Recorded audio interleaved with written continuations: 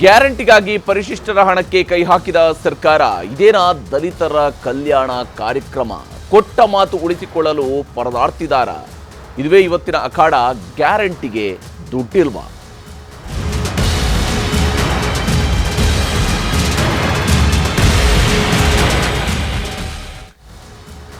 ರಾಜ್ಯ ಸರ್ಕಾರ 2023ರಲ್ಲಿ ಅಧಿಕಾರಕ್ಕೆ ಬಂದಿರುವ ಸಂದರ್ಭದಲ್ಲಿ, ಕಾಂಗ್ರೆಸ್ ಅವರು ಅಧಿಕಾರಕ್ಕೆ ಬಂದಂತಹ ಸಂದರ್ಭದಲ್ಲಿ ಬಹಳ ಮುಖ್ಯವಾಗಿ ಗ್ಯಾರಂಟಿ ಕಾರ್ಡ್ಗಳನ್ನು ಹಂಚಿಕೆ ಮಾಡ್ತಾ ಬಂದರು. ಜನವರಿ ತಿಂಗಳಿನಿಂದ ಮೇ ತಿಂಗಳ ನಡುವೆ ಮೊದಲಿಗೆ 1, 2, 3 ಅಂತೇಳಿ ಕಡೆಗೆ 5 ಗ್ಯಾರಂಟಿ ಸ್ಕೀಮ್ಗಳನ್ನು ಕಾರ್ಡ್ಗಳನ್ನು ಕೊಟ್ಟರು. ಸರ್ಕಾರ ರಚನೆ ಆದ ನಂತರ ಹಂತ ಹಂತವಾಗಿ ಈ 5 ಗ್ಯಾರಂಟಿ ಸ್ಕೀಮ್ಗಳನ್ನು ಜಾರಿಗೊಳಿಸುವ ಪ್ರಯತ್ನ ಕೂಡ ನಡೀತು.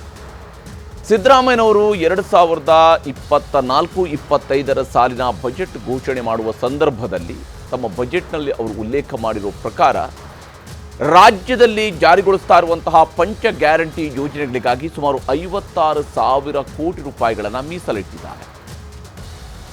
ಹೀಗೆ ಹಣ ಮೀಸಲಿಟ್ಟ ಮೇಲೆ ಯೋಜನೆಗಳು ಯಥಾ ಪ್ರಕಾರ ನಡೀತಾ ಹೋಗಬೇಕು, ಜನರ ಫಲಾನುಭವಿಗಳ ಅಕೌಂಟ್ಗೆ ದುಡ್ಡು ಬರಬೇಕು, ಅಥವಾ ಆಯಾ ಸ್ಕೀಮ್ಗಳಿಗೆ ಸಂಬಂಧಪಟ್ಟಂತಹ ರೀತಿಯಲ್ಲಿ, ಅಂದರೆ ಫಾರ್ ಎಕ್ಸಾಂಪಲ್ ಶಕ್ತಿ ಸ್ಕೀಮ್ನಲ್ಲಿ ಏನು ಯಾವ ಸ್ವರೂಪದಲ್ಲಿ ಅವರು ಬಸ್ ಹತ್ತಿ ಹೋದಾಗ ಆ ಮಹಿಳೆಯರಿಗೆ ಅವರ ಟಿಕೆಟ್ನ ಅಮೌಂಟನ್ನು ಸರ್ಕಾರ ನಿಗಮಕ್ಕೆ ಕೊಡುತ್ತೆ, ಅಥವಾ ಕರೆಂಟ್ ಬಿಲ್ಲನ್ನು ಸರ್ಕಾರ ಎಸ್ಕಾಮ್ಗಳಿಗೆ ಕೊಡುತ್ತೆ. ಇವೆಲ್ಲವೂ ಕೂಡ ಒಂದು ಭಾಗ ಆಗಿ ಸ್ಮೂತಾಗಿ ನಡ್ಕೊಂಡು ಹೋಗಬೇಕಾಗುತ್ತೆ. ಆದರೆ ಈಗ ಸರ್ಕಾರ STP TSP ಹಣವನ್ನು ಗ್ಯಾರಂಟಿ ಸ್ಕೀಮ್ಗೆ ಬಳಕೆ ಮಾಡಿಕೊಳ್ತಿರುವಂಥದ್ದು ಅಧಿಕೃತ ಆಗ್ತಾ ಇರುವಂಥದ್ದು. STP TSP ಕಾಯ್ದೆಯನ್ನು ಜಾರಿಗೆ ತಂದಂಥವ್ರು ಯಾರು ಅಂತ ಕೇಳಿದರೆ ಅದು ಸಿದ್ದರಾಮಯ್ಯನವರು 2013ರಲ್ಲಿ ಅತ್ಯಂತ ಮಹತ್ವಾಕಾಂಕ್ಷೆಯ ಒಂದು ಕಾನೂನನ್ನು, ಅತ್ಯಂತ ಚಾರಿತ್ರಿಕವಾದಂತಹ ಒಂದು ಕಾನೂನನ್ನು ನಾವು ತಂದಿದ್ದೀವಿ ಅನ್ನೋದನ್ನು ಸಿದ್ದರಾಮಯ್ಯನವರು ತಮ್ಮ ಬೆನ್ನನ್ನು ತಾವು ತಟ್ಟುಕೊಂಡು ಬಂದಿದ್ದರು. 13ರಿಂದ 18ರವರೆಗೂ ಕೂಡ ಅವರ ಸರ್ಕಾರ ತಮ್ಮ ಬೆನ್ನನ್ನು ತಾವು ತಟ್ಟುಕೊಂಡು ಬಂದಿತ್ತು. ಆದರೆ ಈಗ ಅದೇ ಹಣವನ್ನು ಯಾವ ಕಾರಣಕ್ಕಾಗಿ ಗ್ಯಾರಂಟಿಗೆ ಬಳಕೆ ಮಾಡುತ್ತದೆ? ಹಾಗಾದರೆ STP TSP ಕಾಯ್ದೆಯ ಮೂಲ ಉದ್ದೇಶ ಇದಾ ಅನ್ನುವಂಥ ಪ್ರಶ್ನೆಯೂ ಕೂಡ ಇದೆ. ಮೊದಲು ನಿಮಗೊಂದು ವರದಿಯನ್ನು ತೋರಿಸ್ತೀನಿ. ಗ್ಯಾರಂಟಿಗಳು ಶುರುವಾದಾಗಿಂದಲೂ ಬಿಜೆಪಿ ನಾಯಕರು ಹೇಳುತ್ತಿದ್ದದ್ದು ಇದೇ ನೋಡಿ. SC SP TSP ದುಡ್ಡನ್ನ ಗ್ಯಾರಂಟಿಗಳಿಗೆ ಹಾಕ್ತಿದೆ ಸರ್ಕಾರ ಅನ್ನೋದು ಬಿಜೆಪಿ ಆರೋಪವಾಗಿತ್ತು. ಅದಕ್ಕೀಗ ಪುಷ್ಟಿ ನೀಡುತ್ತಿದೆ ರಾಜ್ಯ ಸರ್ಕಾರದ ಈ ಅಧಿಕೃತ ಪಟ್ಟಿ.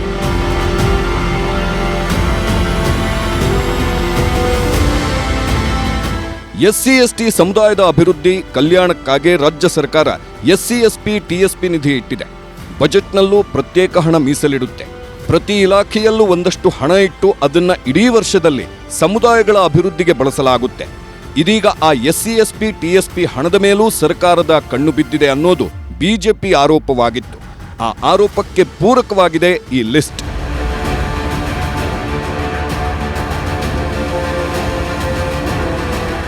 ಮಹಿಳಾ ಮತ್ತು ಮಕ್ಕಳ ಕಲ್ಯಾಣ ಇಲಾಖೆಯಲ್ಲಿ SC SP TSP ನಿಧಿಯನ್ನ 2024-25 ಸಾಲಿಗೆ 8,479.82 ಕೋಟಿ ರೂಪಾಯಿ ಮೀಸಲಿಡಲಾಗಿದೆ. ಆ ಪೈಕಿ 7,881.91 ಕೋಟಿ ಹಣವನ್ನ ಗೃಹಲಕ್ಷ್ಮಿಗೆ ನೀಡಲಾಗಿದೆ. ಮಹಿಳೆಯರಿಗೆ ಮಾಸಿಕ 2,000ದಂತೆ SC ST ಸಮುದಾಯದ 31 ಲಕ್ಷಕ್ಕೂ ಅಧಿಕ ಮಹಿಳೆಯರಿಗೆ ಇದು ಬಳಕೆ ಆಗಲಿದೆ. ಇಂಧನ ಇಲಾಖೆಯಲ್ಲಿ SC SP TSP ನಿಧಿಯನ್ನ 2024-25 ಸಾಲಿಗೆ 5,026.03 ಕೋಟಿ ರೂಪಾಯಿ ಮೀಸಲಿಡಲಾಗಿದೆ. ಆ ಪೈಕಿ 2,585.93 ಕೋಟಿ ಹಣವನ್ನ ಗೃಹಜ್ಯೋತಿ ಯೋಜನೆಗೆ ನೀಡಲಾಗಿದೆ. ಸುಮಾರು 12 ಲಕ್ಷಕ್ಕೂ ಅಧಿಕ ಕುಟುಂಬಗಳಿಗೆ ಇದು ಸಿಗಲಿದೆ.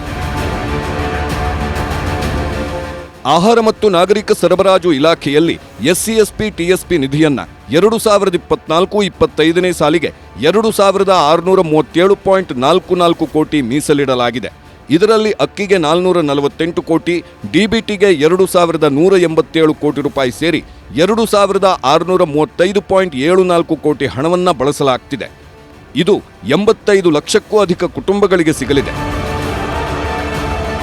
ಸಾರಿಗೆ ಇಲಾಖೆಯಲ್ಲಿ SC SP TSP ನಿಧಿಯನ್ನ 2024-25 ಸಾಲಿಗೆ 1,781.02 ಕೋಟಿ ರೂಪಾಯಿ ಮೀಸಲಿಡಲಾಗಿದೆ. ಈ ಪೈಕಿ ಶಕ್ತಿ ಯೋಜನೆಗಾಗಿ 1,451.45 ಕೋಟಿ ಹಣವನ್ನ ಬಳಸಿಕೊಳ್ಳಲಾಗ್ತಿದೆ. ಕೌಶಲ್ಯಾಭಿವೃದ್ಧಿ ಇಲಾಖೆಯಲ್ಲಿ SC SP TSP ನಿಧಿಯನ್ನ 2024-25 ಸಾಲಿಗೆ 267.07 ಕೋಟಿ ರೂಪಾಯಿ ಮೀಸಲಿಡಲಾಗಿದೆ. ಇದರಲ್ಲಿ 175.50 ಕೋಟಿ ಹಣವನ್ನು ಯುವ ನಿಧಿಗೆ ಬಳಸುವ ಗುರಿ ಹೊಂದಲಾಗಿದೆ. 33,000ಕ್ಕೂ ಅಧಿಕ ಪದವೀಧರರಿಗೆ ಈ ಹಣ ನೀಡಲಾಗುತ್ತೆ. ಸರ್ಕಾರದ ಮೇಲೆ ಪದೇ ಪದೇ ಆರೋಪ ಮಾಡುತ್ತಿದ್ದ ಬಿಜೆಪಿ ಈಗಲೂ ಮುಗಿಬಿದ್ದಿದೆ. ನೋಡಿ, ಮಾನ್ಯ ಮುಖ್ಯಮಂತ್ರಿಗಳಾಗಿರ್ತಕ್ಕಂಥ ಸಿದ್ದರಾಮಯ್ಯ ಅವರು ತಾವು ಏನು ಹೇಳಿದ್ರು ಅದ್ರ ಪ್ರಕಾರ ನಡ್ಕೊಳ್ಬೇಕು. ಅವರೇನು ಹೇಳಿದ್ರು ಮುಂಚೆ ಅಂತ ಹೇಳಿದರೆ SC/STಗಳ ಅಭಿವೃದ್ಧಿಗೋಸ್ಕರವಾಗಿಯೇ ನಾವು SCP ಮತ್ತು TSP ಹಣವನ್ನು ಮೀಸಲಿಡ್ತೇವೆ ಬಜೆಟಲ್ಲಿ ಅಂತ ಹೇಳಿದರು. ಈಗ ಆ ಹಣವನ್ನು ನಾವು ಗ್ಯಾರಂಟಿ ಯೋಜನೆಗಳಿಗೆ ಬಳಸಿದರೆ ತಪ್ಪೇನು ಅಂತ ಕೇಳ್ತಾ ಇದ್ದಾರೆ. ನಾನು ಕೇಳ್ತೇನೆ, ಸಿದ್ದರಾಮಯ್ಯ ಅವರಿಗೆ 2 ನಾಲಿಗೆ ಇದೆ.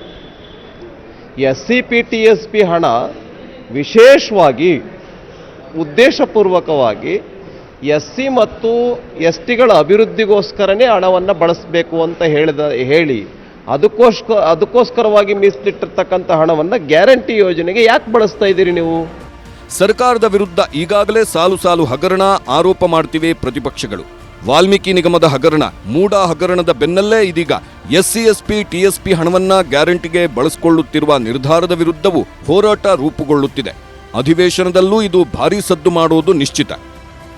Bureau report, news 18. ಇಲ್ಲಿ ಸರ್ಕಾರ SCP TSP ಹಣಕ್ಕೆ ಸಂಬಂಧಪಟ್ಟಂತೆ ಹೇಳಿದಂತಹ ಮಾತುಗಳು, ತಾವೇ ತಂದಿರುವಂತಹ ಕಾನೂನು, ಆ ಕಾನೂನಲ್ಲಿರುವಂತಹ ಅಂಶಗಳ ಬಗ್ಗೆ ನಾನು ನಿಮಗೆ ಮುಂದಿನ ಹಂತದಲ್ಲಿ ಉಲ್ಲೇಖ ಮಾಡ್ತೀನಿ. ಅದರಲ್ಲಿ ಆ ಕಾನೂನಲ್ಲಿ ಏನೆಲ್ಲ ಆಶಯ ಇದೆ, ಇವರದು ಯಾವ ಸ್ವರೂಪದಲ್ಲಿ ಹೇಳಿದ್ದಾರೆ, ಒಂದು ಹಣಕಾಸಿನ ವರ್ಷದಲ್ಲಿ ಬರುವಂತಹ ಹಣವನ್ನು ಯಾವ ಸ್ವರೂಪದಲ್ಲಿ, ಅಂದರೆ ಇಲಾಖಾವಾರು ಬರ್ತಕ್ಕಂಥ ಹಣವನ್ನು ಆಯಾ ಇಲಾಖೆಗಳ ಮೂಲಕವಾಗಿ ಹೇಗೆ ಬಳಕೆ ಮಾಡಬೇಕು, ಇದೆಲ್ಲದಕ್ಕೂ ಕೂಡ ಭಾಳಷ್ಟು ನಿಯಮವನ್ನು ರೂಪಿಸಿದ್ದಾರೆ. ನಿಜಕ್ಕೂ ಕೂಡ ಇದು SC ಮತ್ತು ST ಸಮುದಾಯಗಳ ಅಭಿವೃದ್ಧಿಯ ದೃಷ್ಟಿಯಿಂದ, ಕಲ್ಯಾಣದ ದೃಷ್ಟಿಯಿಂದ ಭಾಳ ಅನಿವಾರ್ಯವಾಗಿದ್ದಂತಹ ಒಂದು ಯೋಜನೆ ಮತ್ತು ಅತ್ಯಂತ ಅವಶ್ಯಕವಾಗಿದ್ದಂತಹ ಯೋಜನೆ ಅನ್ನೋದ್ರಲ್ಲಿ 2 ಮಾತೇ ಇಲ್ಲ. ಮತ್ತು ಅದಕ್ಕೆ ಕಾನೂನಿನ ಬಲವನ್ನು ಕೂಡ ಕೊಟ್ಟರು. ಈ ಯೋಜನೆಯನ್ನು ಜಾರಿಗೊಳಿಸೋದಕ್ಕೆ ಒಂದು ಕಾನೂನಿನ ಬಲವನ್ನು ಕೊಟ್ಟರು ಮತ್ತು ಈ ಯೋಜನೆಯನ್ನು ಜಾರಿಗೊಳಿಸುವಂಥದ್ದಲ್ಲಿ ಎಡವಿದಂಥವರ ವಿರುದ್ಧ ಕಾನೂನು ಪ್ರಕಾರವಾಗಿ ಕ್ರಮ ಕೈಗೊಳ್ಳುವ ಅವಕಾಶವನ್ನು ಕೂಡ ಕೊಟ್ಟಿದ್ದರು. ಆದರೆ ಇಲ್ಲಿ ಹಣವನ್ನು ಮತ್ತೊಂದು ಕಡೆಗೆ ತಿರುಗಿಸುವಂಥ ಕೆಲಸನ, ಬಸ್ಸಲ್ಲಿ ಹೋಗುವಂಥದ್ದಕ್ಕೆ ಆ ಟಿಕೆಟ್ಗಾಗಿ ಕೊಡುವಂತಹ ದುಡ್ಡು ಕೂಡ SC/STಗಳ ಕಲ್ಯಾಣದ ದುಡ್ಡು ಅಂತ ಹೇಳಿದರೆ ಅದನ್ನು ನಂಬಬೇಕು. ಯಾಕೆಂದರೆ ಸರ್ಕಾರ ಹೇಳ್ತಾ ಇದೆ ಅದು ಅವರ ಕಲ್ಯಾಣಕ್ಕಾಗಿ ಕೊಡ್ತಾ ಇರುವಂಥ SCP TSP ಮೂಲಕ ಕೊಡ್ತಿರುವಂಥ ಹಣ ಅಂದರೆ ನಾವು ನಂಬಬೇಕು. ಹಾಗೆಯೇ ಕರೆಂಟ್ ಬಿಲ್ನ ವಿಚಾರದಲ್ಲಿ ಅವರು ಕೊಟ್ಟಿದ್ದಕ್ಕೆ ಅದನ್ನು ನಾವು ನಂಬಬೇಕು. ಯಾಕೆಂದರೆ ಸರ್ಕಾರ ಹೇಳ್ತಾ ಇದೆ ನಾವು ಅವರ ಕಲ್ಯಾಣಕ್ಕಾಗಿಯೇ ಹಣವನ್ನು ಕೊಟ್ಟಿರೋದು ಅಂತ. ಇಲ್ಲದೆ ಹೋಗಿದ್ರೆ ಸರ್ಕಾರ ಈ ಹಣವನ್ನು ಇಲ್ಲಿಗೆ ಬಳಕೆ ಮಾಡೋದಕ್ಕೆ ಅವಕಾಶ ಇರಲಿಲ್ಲ. ಉಳಿದ ಸಮುದಾಯಗಳಿಗೆ ಹಾಗಾದರೆ SCP TSP ಹಣದ ರೀತಿಯಲ್ಲಿ ಉಳಿದ ಸಮುದಾಯಗಳಿಗೂ ಕೂಡ ಇದೇ ರೀತಿಯಾಗಿ ಸರ್ಕಾರ ಹಣ ಕೊಡ್ತಾ ಇದೆಯಾ ಅಥವಾ ಬೇರೆ ಯಾವುದಾದ್ರೂ ಮೂಲದಿಂದ ಕೊಡ್ತಾ ಇದೆಯಾ? ಈ ಪ್ರಶ್ನೆಗಳು ಕೂಡ ಇಲ್ಲಿ ಇದ್ದಾವೆ. ಯಾಕಂದರೆ ಇದು ಗ್ಯಾರಂಟಿ ಯೋಜನೆಗಳು ಕೇವಲ SC ಅಥವಾ ST ಸಮುದಾಯಗಳಿಗೆ ಮೀಸಲಾಗಿರುವಂಥ ಯೋಜನೆಗಳಲ್ಲ. ಇದು ರಾಜ್ಯದ ಎಲ್ಲ ಜನರಿಗೂ ಕೂಡ ಸರ್ಕಾರ ನಿಗದಿಪಡಿಸಿರುವಂಥ ಕೆಲವು ಅಂಶಗಳನ್ನು ಹೊರತುಪಡಿಸಿರುವಂಥ, ಅಂದರೆ GST ಕಟ್ಟುವಂಥವರು, ಇನ್ಕಮ್ ಟ್ಯಾಕ್ಸ್ ಕಟ್ಟುವಂಥವ್ರು, ಇಂಥವ್ರುಗಳನ್ನು ಹೊರತುಪಡಿಸಿ ಉಳಿದವ್ರಿಗೆ ಕೊಡುವಂತಹ ದುಡ್ಡಿದು. ಹಾಗಾದರೆ ಉಳಿದವ್ರಿಗೆಲ್ಲ ಎಲ್ಲಿಂದ ದುಡ್ಡು ಕೊಡ್ತಾರೆ? ಅವರು ಕೊಟ್ಟಿರೋ ದುಡ್ಡು ಈ ಸಮುದಾಯಗಳಿಗೆ ಕೊಡೋದಕ್ಕೆ ಸರ್ಕಾರದ ಬಳಿ ದುಡ್ಡಿಲ್ವಾ? ಯಾವ ಕತೆ ಇದು ಅನ್ನೋದ್ರ ಬಗ್ಗೆ ಚರ್ಚೆಯನ್ನು ವಿಸ್ತೃತವಾಗಿ ನಡೆಸೋಣ. ನಮ್ಮ ಜೊತೆಗೆ ಅತಿಥಿಗಳು ಕೂಡ ಜಾಯ್ನ್ ಆಗಿದ್ದಾರೆ. ಕಾಂಗ್ರೆಸ್ನಿಂದ ವಿಧಾನ ಪರಿಷತ್ ಸದಸ್ಯರಾಗಿರುವ ನಾಗರಾಜ್ ಯಾದವ್ ಅವರು ನಮಗೆ ಕಾರ್ಯಕ್ರಮದಲ್ಲಿ ಜಾಯ್ನ್ ಆಗಿದ್ದಾರೆ. ಭಾರತೀಯ ಜನತಾ ಪಕ್ಷದಿಂದ N ಮಹೇಶ್ ಅವರು ಮಾಜಿ ಸಚಿವರು ನಮ್ಮ ಜೊತೆಗೆ ಜಾಯ್ನ್ ಆಗಿದ್ದಾರೆ. ಹಾಗೆಯೇ ರಾಜ್ಯ ವಕ್ತಾರರಾಗಿರುವಂಥ BJP ರಾಜ್ಯ ವಕ್ತಾರರಾಗಿರುವಂತಹ ಚಂದ್ರಶೇಖರ್ ಅವರು ನಮಗೆ ಕಾರ್ಯಕ್ರಮದಲ್ಲಿ ಜಾಯ್ನ್ ಆಗಿದ್ದಾರೆ. ಪ್ರದೀಪ್ ಗೌಡರು ಜಾಯ್ನ್ ಆಗಿದ್ದಾರೆ, JDSನ ರಾಜ್ಯ ವಕ್ತಾರರು. ಹಾಗೆಯೇ ದಲಿತ ಮುಖಂಡರು, ಚಿಂತಕರು ಆಗಿರುವಂತಹ ಹರಿರಾಮ್ ಅವರು ಕೂಡ ನಮಗೆ ಈ ಕಾರ್ಯಕ್ರಮದಲ್ಲಿ ಜಾಯ್ನ್ ಆಗಿದ್ದಾರೆ. ನಾನು ಚರ್ಚೆಯನ್ನು ಕಾಂಗ್ರೆಸ್ನ ಮೂಲಕವಾಗಿಯೇ ಶುರು ಮಾಡ್ತೀನಿ. ಯಾಕಂದರೆ ಬಹುಶಃ ಕಾಂಗ್ರೆಸ್ನವರು ನಮಗೆ ಒಂದು ಸ್ಪಷ್ಟನೆ ಕೊಟ್ಟರೆ ಚರ್ಚೆ ನಡೆಸುವಂಥದ್ದು ಕೂಡ ಸುಲಭ ಆಗುತ್ತೆ. ಯಾವ ಸ್ವರೂಪದಲ್ಲಿ ಇದು ಅನ್ನೋ ಥರ ತಿಳ್ಕೊಳ್ಳುವಂಥದ್ದೇ ಈ SCP TSP ಉದ್ದೇಶ ಏನು ಅಂತ ನೋಡಿ. ಅಷ್ಟೇ ನನ್ನ ಪ್ರಶ್ನೆ. SCP TSP ಅಂತಕ್ಕಂಥದ್ದು ತಂದಿರತಕ್ಕಂಥದ್ದು ದೇಶದಲ್ಲಿ ಮೊದಲನೇ ಬಾರಿಗೆ ಕರ್ನಾಟಕ ರಾಜ್ಯದಲ್ಲಿ ಅತ್ಯುತ್ತಮವಾದ ಯೋಜನೆ. ಯಾಕಂದರೆ ಶೋಷಿತ ವರ್ಗಗಳಿಗೆ ಅವರ ಪಾಪ್ಯುಲೇಷನ್ ಅನುಗುಣವಾಗಿ SCಗಳಿಗೆ 17.5 ಮತ್ತು STಗಳಿಗೆ 6.95% ಹಾಕಿ ಎರಡೂ ಸೇರಿದ್ರೆ 24.10% ಅಂತಕ್ಕಂಥ ಪಾಪ್ಯುಲೇಷನ್ ಅನುಗುಣವಾಗಿ ಅವರಿಗೆ ಒಂದು ಡೆವಲಪ್ಮೆಂಟಲ್ ಫಂಡನ್ನು ಇಡಬೇಕಾಗ್ತದೆ. ಆ ಡೆವಲಪ್ಮೆಂಟಲ್ ಫಂಡನ್ನು ಒಂದು ಆ್ಯಕ್ಟ್ ಮೂಲಕ ತಂದು ಮಾಡಿದಂತಹ ಕೀರ್ತಿ ಕಾಂಗ್ರೆಸ್ ಪಕ್ಷಕ್ಕೆ ಬರ್ತದೆ. BJP ಅವರು ಯಾರು ಕೂಡ ಇದ್ರ ಬಗ್ಗೆ ಆಲೋಚನೆ ಕೂಡ ಮಾಡ್ಲಿಕ್ಕೆ ಸಾಧ್ಯ ಆಗಲಿಲ್ಲ. ತಂದ ನಂತರ ಕೂಡ ಅವ್ರು BJP ಸ್ಟೇಟ್ಗಳು ತರಲಿಲ್ಲ ಅಂತಕ್ಕಂಥ ಕೂಡ ಹೇಳ್ತಾ ಇದ್ದೀವಿ. ಅದರ ಜೊತೆಗೆ ಹೇಳ್ತೀನಿ ಕೇಳಿ, ಅದರಲ್ಲಿ ಸೆಕ್ಷನ್ಗಳು 7C ಬಗ್ಗೆ ಗ್ಯಾರಂಟಿ ಬಗ್ಗೆ ಮತ್ತೆ ಬರ್ತೀನಿ, ಗ್ಯಾರಂಟಿ ವಿಚಾರದಲ್ಲಿ ನಿಮ್ಮ ಹತ್ರ ಮತ್ತೆ ಬರ್ತೀನಿ ನಾನು. ಮಹೇಶ್ ಅವರೇ, SCP TSP ವಿಚಾರಕ್ಕೆ ಸಂಬಂಧಪಟ್ಟಂತೆ ಸರ್ಕಾರ ತಂದಿರುವಂತದ್ದು ಯೋಜನೆಯ ಉದ್ದೇಶ ಏನು? ನಮ್ಮ ಬಹಳ ಮುಖ್ಯವಾಗಿ SC ಮತ್ತು ST ಸಮುದಾಯಗಳಿಗೆ ಯೋಜನಾ ವೆಚ್ಚದಲ್ಲಿ ಕೊಡಬೇಕಾಗಿರುವಂತಹ ಆಯಾ ಇಲಾಖಾವಾರು ಮೀಸಲಿಡುವಂತಹ ಹಣ ಮತ್ತು ಇದಕ್ಕೆ ಕಾನೂನಿನ ಬಲ ಎರಡೂ ಕೊಟ್ಟರು. ಈಗ ಬಸ್ಸಲ್ಲಿ ಹೋಗುವುದಕ್ಕೂ SC ST ಕಲ್ಯಾಣಕ್ಕೂ ಯಾವ ಸ್ವರೂಪದಲ್ಲಿ ಸಂಬಂಧ ಇದೆ ಅಂತೇಳಿ ಈಗ ಒಂದ್ 2 ನಿಮಿಷ ಇದಕ್ಕೆ ಬ್ಯಾಕ್ಗ್ರೌಂಡ್ ಹೇಳ್ಬಿಡ್ಲಾ? ನಾಗರಾಜ್ ಯಾದವ್ ಅವ್ರು ಹೇಳಿದ್ರು ಕರ್ನಾಟಕ ರಾಜ್ಯನೇ ಅದರಲ್ಲೂ ಸಿದ್ದರಾಮಯ್ಯನವ್ರ ಕಾಲದಲ್ಲೇನೆ SCP TSP ಆಕ್ಟ್ ತಂದಿದ್ದು ಅಂತ. ಕರ್ನಾಟಕ ಮೊದಲಲ್ಲ, ಮೊದಲು 2013 ಆಂಧ್ರ ಪ್ರದೇಶದಲ್ಲಿ ತಂದ್ರು, ಆ ನಂತರ ಕರ್ನಾಟಕದಲ್ಲಿ ಬಂದಿತ್ತು. ಇದಕ್ಕೆ ಅಡಿಪಾಯ ಹಾಕಿದ್ದು ಯಾವಾಗ ಅಂದ್ರೆ 83-84 ಯೋಜನಾ ಆಯೋಗದ ಯೋಜನಾ ಸಚಿವರಾಗಿದ್ದಂತ ಮಾಜಿ ರಾಷ್ಟ್ರಪತಿ ಸನ್ಮಾನ್ಯ KR ನಾರಾಯಣ್ ಸಾಹೇಬ್ರು ಬರೋವರೆಗೂ ನಿಮ್ಗೆ ಹೇಳ್ತೀನಿ ಹರೀಶ್ ಅವರೇ, ಮೊದಲ 4 ಪಂಚವಾರ್ಷಿಕ ಯೋಜನೆಗಳಲ್ಲಿ SC STಗಳ ಆರ್ಥಿಕ ಅಭಿವೃದ್ಧಿಗೆ 1 ನಯಾ ಪೈಸೆ ಕೊಟ್ಟಿಲ್ಲ. 75ರಲ್ಲಿ ವಿಶೇಷ ಘಟಕ ಯೋಜನೆ, ಬುಡಕಟ್ಟು ಉಪಯೋಜನೆ ತರಬೇಕು ಅಂತ ಚಿಂತನೆ ಶುರುವಾಯ್ತು. ಅದಕ್ಕೊಂದು ಸ್ವರೂಪ ಸಿಕ್ಕಿದ್ದು ಯಾವಾಗ ಅಂತಂದ್ರೆ ಡಾಕ್ಟರ್ KR ನಾರಾಯಣ್ ಅವರು ಯೋಜನಾ ಮಂತ್ರಿಗಳಾದಾಗ ಪ್ಲಾನಿಂಗ್ ಕಮಿಷನ್ ನಲ್ಲಿ 3 ಪ್ಯಾರಾಮೀಟರ್ಸ್ ನ ಕೊಡ್ತಾರೆ. ನಾನು ಓದಿ ಹೇಳ್ಬಿಡ್ತೀನಿ, ನಾಗರಾಜ್ ಯಾದವ್ ಅವ್ರಿಗೂ ಗೊತ್ತಾಗ್ಲಿ ಇದು, ನಾನು ಓದಿ ಹೇಳ್ತೀನಿ, ಇಂಗ್ಲಿಷ್ ಅಲ್ಲಿ ಇದೆ, ಓದಿ ಹೇಳ್ತೀನಿ. The strategy of schedule caste sub plan since evolved in 1979 aimed at economic development through beneficiary oriented programs for raising their income and creating assets. A. B. Basti oriented schemes for infrastructure development through provision of drinking water supply, link road, house sites, housing, etc. C. Educational and social development activities like establishment of primary school, health center, vocational centers, community halls, women workplace, etc. ಈ ಪ್ಯಾರಾಮೀಟರ್ನ 83-84 ಹಾಕಿದ್ರು ಯೋಜನಾ ಆಯೋಗ. ಇದು ಜಾರಿಗೆ ಬಂದಿದ್ದು 2013 ಒಂದು act ಮೂಲಕ.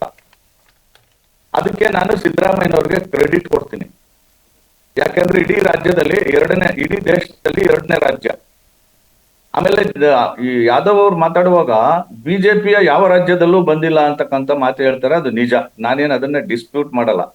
ನನ್ನ ಪ್ರಶ್ನೆ ಏನು ಅಂತಂದ್ರೆ SC STಗಳಿಗೆ ಮೀಸಲಿರ್ತಕ್ಕಂಥ ಒಟ್ಟು ಈ ಸಾರಿ 24-25ನೇ ಸಾಲಿನಲ್ಲಿ 39,121 ಕೋಟಿ ಅನುದಾನ ಮೀಸಲಾಗಿದೆ. 24.1% ಇಟ್ಟಿದ್ದಾರೆ. ಇದರಲ್ಲಿ ಈ ಗ್ಯಾರಂಟಿ 5 ಗ್ಯಾರಂಟಿ ಯೋಜನೆಗಳಿಗೆ ಇವರು ಎತ್ಕೊಂಡಿರೋ ಹಣ ಎಷ್ಟು ಅಂದ್ರೆ 14,678.53 ಇಷ್ಟು ಅಮೌಂಟ್ ಅನ್ನ ಎತ್ಕೊಂಡಿದ್ದಾರೆ. ನನ್ನ ಮೂಲಭೂತ ಪ್ರಶ್ನೆ ಏನು ಅಂತಂದ್ರೆ, ಈ ಗ್ಯಾರಂಟಿ ಯೋಜನೆಗಳು ವಿಶೇಷ ಘಟಕ ಯೋಜನೆಗಳಲ್ಲ.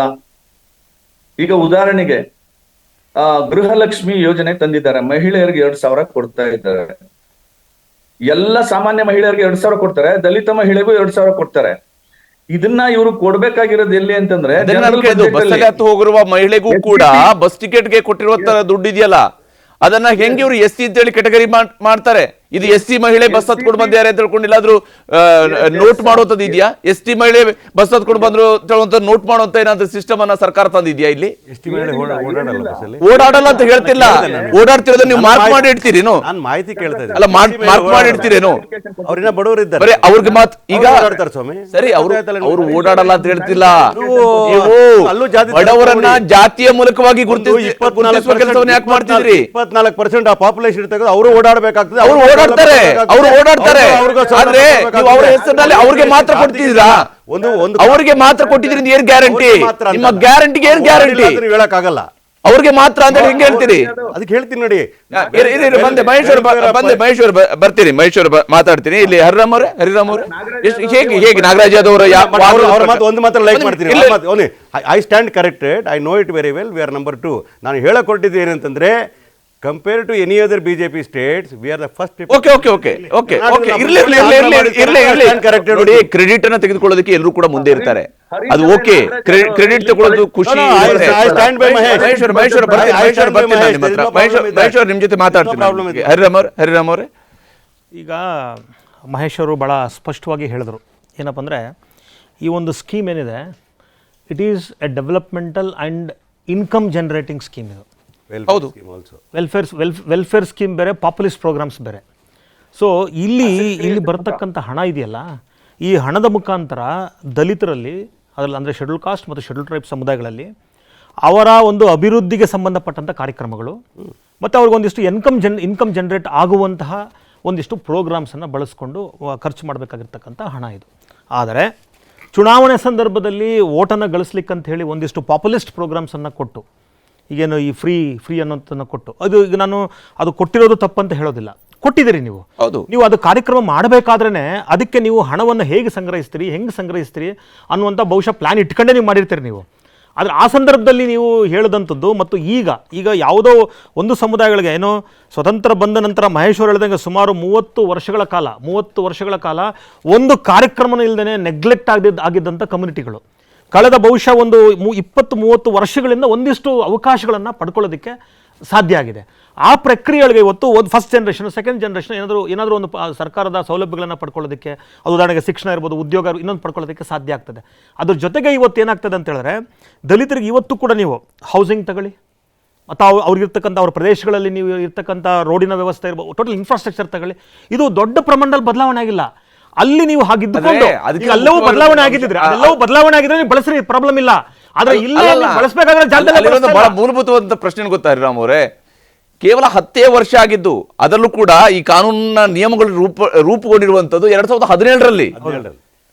ಅಲ್ಲಿಂದ ನಾವು ಲೆಕ್ಕ ಹಾಕಿದ್ರೆ ಕೇವಲ 7 ವರ್ಷದಲ್ಲಿ, 7 ವರ್ಷದಲ್ಲಿ ದಲಿತರಿಗೆ ಅಂದ್ರೆ SC/ST ಸಮುದಾಯಕ್ಕೆ ಮೀಸಲಿಟ್ಟಿರುವಂತಹ ಹಣವನ್ನ ಒಂದು ಕೈಯಲ್ಲಿ ಕೊಟ್ಟು ಮತ್ತೊಂದು ಕೈಯಲ್ಲಿ ಕಿತ್ತುಕೊಳ್ಳುವಂತಹ ಕೆಲಸವನ್ನ ಸರ್ಕಾರ ಮಾಡ್ತಾ ಹೋದ್ರೆ ಯಾವ ಸ್ವರೂಪದ ತೋರಿಕೆಯ ಅಭಿವೃದ್ಧಿ ಇದು? ಕನ್ನಡಿಗರ ನೆಚ್ಚಿನ ನ್ಯೂಸ್ 18 ಕನ್ನಡ ಈಗ ವಾಟ್ಸ್ಆಪ್ನಲ್ಲೂ ಲಭ್ಯ.